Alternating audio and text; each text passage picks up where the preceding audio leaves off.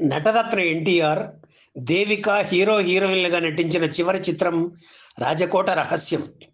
1971 మార్చి 12న ఈ సినిమా విడుదలైన తర్వాత ఇక హీరోయిన్గా అవకాశాలు తగ్గిపోవడంతో క్యారెక్టర్ ఆర్టిస్ట్గా మారిపోయారు దేవిక.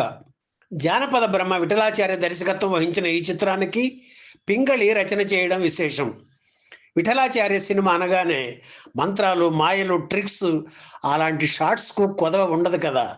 అలాగే ఈ సినిమాలో అవి బోలెడు ఉన్నాయి.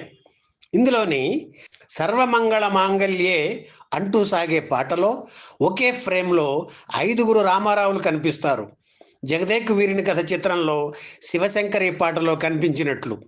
విజయ కృష్ణమూర్తి సంగీత దర్శకత్వం వహించిన ఈ చిత్రంలో నెలవంక తొంగి చూసింది పాట పెద్ద హిట్టు.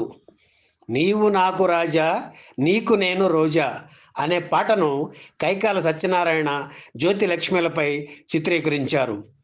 ఈ పాట ఆ రోజుల్లో కుర్రకారుని ఎంతగానో అలరించింది.